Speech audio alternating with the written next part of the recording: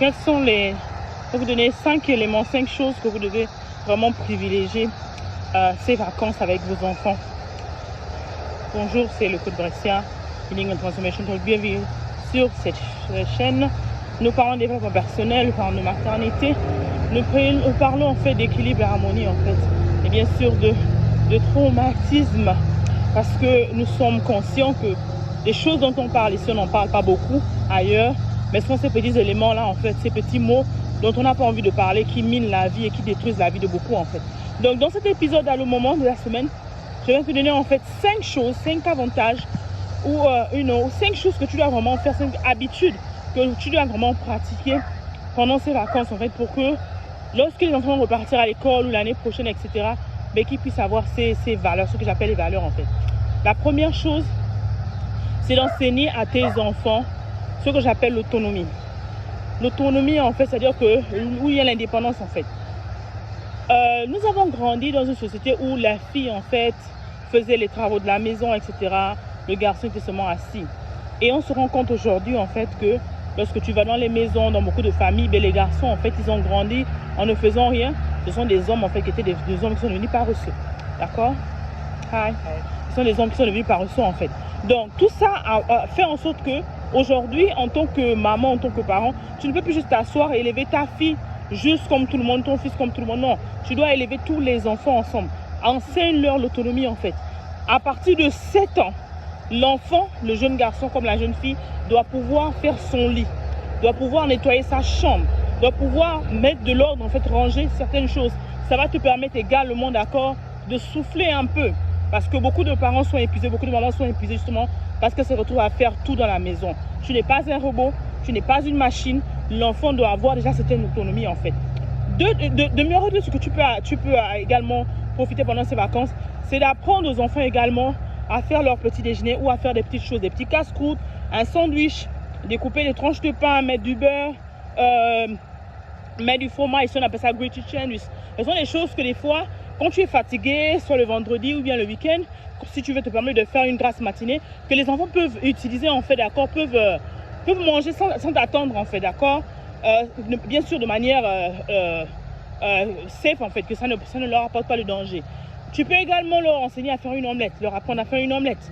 À partir de 7 ans, l'enfant peut apprendre à faire une omelette, peut apprendre à faire en fait des choses simples, l'omelette, que ce soit l'omelette au plat, que ce soit l'omelette brouillée, que ce soit en fait des trucs vraiment simples en fait, d'accord? Tu peux bien leur apprendre à faire ça à partir de cet âge-là en fait, d'accord? Une autre chose également, tu peux apprendre également à faire la vaisselle. L'enfant doit pouvoir faire la vaisselle, pouvoir ranger après avoir mangé, etc. Ça va également leur enseigner la propreté, ça va leur enseigner l'ordre, ça va leur enseigner également qu'ils doivent justement être responsables de leur plan en fait, d'accord? La dernière fois on parlait des tâches ménagères, mais également ces petites choses, ces toutes petites choses en fait, qui vont permettre que lorsqu'ils vont repartir à l'école, s'ils sont dans la cantine de l'école, d'accord, où ils vont, je sais pas, en vacances, quelque part en fait, ils vont pas juste manger et laisser les choses sur la table. Même lorsque vous allez en restaurant en fait en famille, même lorsque vous sortez, il faut apprendre aux enfants à débarrasser la table. C'est vrai, il y a les servants, etc. Mais il faut toujours leur apprendre cela en fait, de faire quelque chose pour faciliter le travail des uns et des autres. Parce que personne n'est robot. Même la personne qui fait toute la journée en train de servir, en train de ramasser les choses et nettoyer le restaurant, c'est un père de famille, c'est une mère de famille, c'est un être humain. Et des fois, pour ceux qui ont travaillé là-dedans, en fait, ils savent que tu ne gagnes presque rien en fait.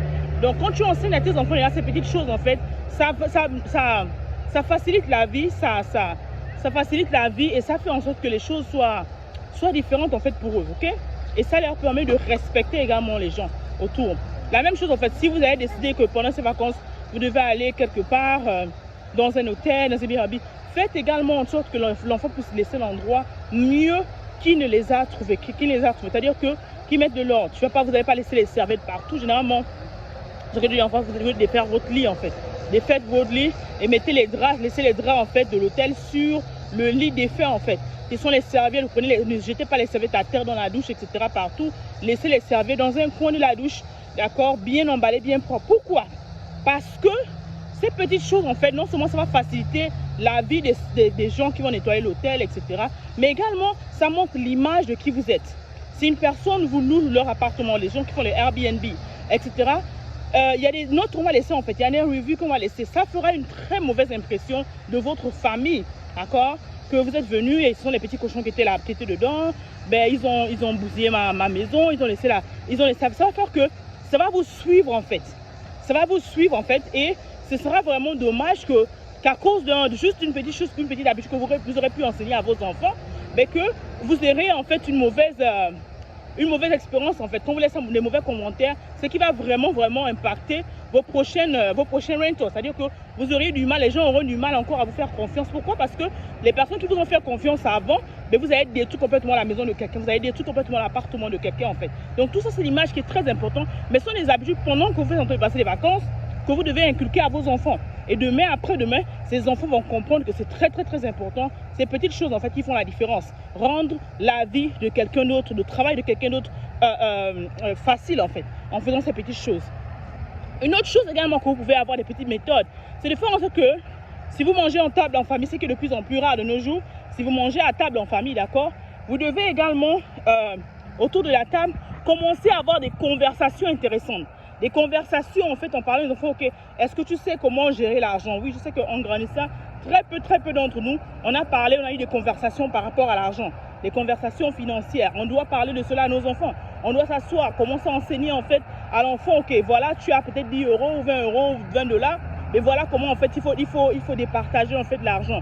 L'enfant n'a pas besoin de devenir déjà de commencer déjà à travailler, qui doit déjà apprendre à gérer l'argent. C'est très important. Des conversations qu'on doit avoir autour de la table. Et ce sont ces conversations-là qui vont faire d'eux, d'accord, des personnes, des vrais hommes et des femmes demain. Parce qu'il y a des personnes, moi par exemple, d'accord, j'ai su vraiment gérer l'argent, j'ai appris à gérer l'argent lorsque j'étais déjà endettée. On nous a appris à aller à l'école, on nous a dit on va, tu travailles, etc.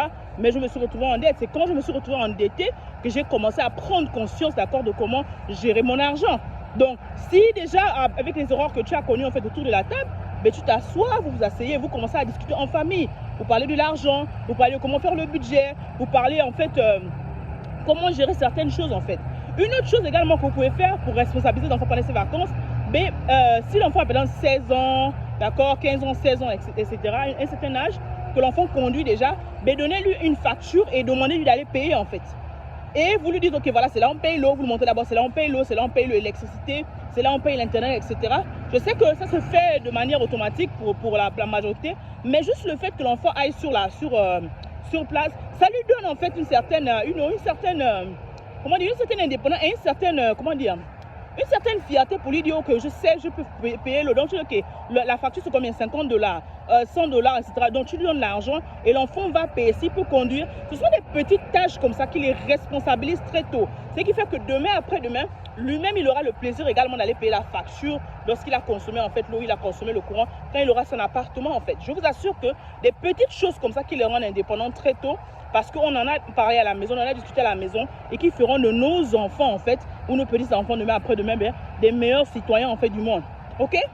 Autre chose également que vous pouvez favoriser pendant ces vacances qui peuvent également aider les enfants, c'est d'enseigner vraiment aux enfants l'importance, d'accord, d'avoir une relation avec Dieu. Je suis chrétienne et je parle beaucoup des valeurs et c'est des valeurs qui manquent en fait, donc enseigner cette relation avec Dieu. Je dis toujours aux mamans que tu n'as pas besoin d'attendre que l'enfant ait un certain âge pour lui apprendre à prier. Mes enfants ne parlaient même pas qu'ils savaient déjà prier. Donc quand ils ont commencé à faire les premiers mots, d'accord, ils priaient déjà en fait, ils savaient déjà prier. Une fois ils ont commencé à dire des phrases et des mots, ben, ils priaient automatiquement. Pourquoi? Parce qu'ils ont été habitués à prier depuis en fait des années, depuis même dans le ventre. Donc enseigner aux enfants en fait, enseigner-leur à avoir la Bible, acheter la Bible des enfants, acheter en fait des activités en fait des enfants, à regarder des films chrétiens, de plus en plus en fait incorporer en fait justement des moments de qualité où vous pouvez prier en famille, même si vous êtes seul, enseigner à vos enfants à prier, à rendre grâce à Dieu pendant qu'ils mangent, à rendre grâce à Dieu avant d'aller dormir. Des choses comme ça en fait sont des petites habitudes qui demain après-demain, quand l'enfant aura au collège, au lycée, etc., il aura ces habitudes, même à l'école en fait. L'enfant automatiquement va prier avant de manger, avant de prendre son casse-croûte, avant de faire quoi que ce soit en fait. Et cela en fait va lui permettre de grandir demain après-demain et devenir en fait cette personne que tu voudras le faire en fait. D'accord? C'est très important en tant que parent, c'est très important en tant qu'enfant, d'accord, d'avoir ces notions en fait. L'autre importance en fait qu'une habitude, une grande habitude, d'accord, je sais que beaucoup vont peut-être râler, etc., que que j'ai instauré en fait d'accord dans la maison, c'est de ne pas manger avec le téléphone sur la table. Aujourd'hui, on va même aux toilettes, c'est même interdit. On va aux toilettes, on va partout avec le téléphone. Mais la table, c'est le moment vraiment où on gather together. On s'assoit en famille, on s'assoit avec des amis, on s'assoit où on passe des moments de qualité, où on partage des souvenirs. Le téléphone ne devrait normalement pas faire partie de votre table en fait. My Healing Team, c'est très important. Non seulement c'est toxique, non seulement en fait ça fait en sorte que ce moment en fait est interrompu. Il n'y a aucune activité importante, aucune urgence qui va faire en sorte que ce moment de qualité que vous êtes censé partager en famille en fait puisse être détruit. Je me rappelle un épisode, un moment en fait, il y a très longtemps, mon fils était encore jeune et nous étions à table en fait. Et ma soeur appelait, ma propre soeur appelait, il a pris le téléphone rapidement, il m'a dit non, ok tantine, ben désolé, nous sommes à table, je vais te rappeler quand on a fini de manger. Après, ma soeur s'est mise à rire, elle dit non, ok. Elle dit non. Après, je lui ai rappelé, non, nous, on ne mange pas à table, on ne mange pas avec les appareils électroniques, en fait. Donc, c'est quelque chose, en fait, que j'ai inculqué depuis longtemps, ce qui fait que les enfants grandissent, même quand on va au restaurant ensemble, tout le monde sait que dès qu'on arrive, on prend le téléphone, on le met dans le sac, on le range quelque part. Pourquoi? Parce que ce moment sur la table est très important et le téléphone n'a pas sa place sur la table. Et bien sûr, ne pas regarder la télévision en mangeant, ne pas manger en regardant la télévision. Il y a des gens qui mangent des portions qui ne se rendent même pas compte de ce qu'ils mangent. Pourquoi? Parce qu'ils ne contrôlent pas, ils ne sont pas mindful de ce qu'ils sont en train de manger. Ils ne sont pas conscients de ce qu'ils sont en train de manger. Quand tu manges en regardant la télévision, tu enseignes aux enfants également que c'est normal. Manger, c'est méditer. Manger, c'est prier. Manger, c'est une communion que tu as en fait. Pour que le corps, l'âme et l'esprit puissent jumeler avec ce que tu manges, il faudrait que tu sois conscient. Donc, le téléphone, tous les appareils, en fait, la télévision devant l'écran en train de manger, ce sont des habitudes à bannir en fait, qui font que demain, après-demain, les enfants vont aller ailleurs et vont avoir des meilleures habitudes. Ok, j'espère que cet épisode vous a plu. N'hésitez pas à mettre vos commentaires. Quelle est l'astuce qui vous a mis? Qu'est-ce que vous faites en fait justement pour incorporer les valeurs à vos loulous? D'accord, soyez bénis. N'oubliez pas de vous abonner, partager cette vidéo avec amour. Bye bye. Quels sont les sujets que vous aimeriez en fait pour le prochain Allô Maman? Bye bye.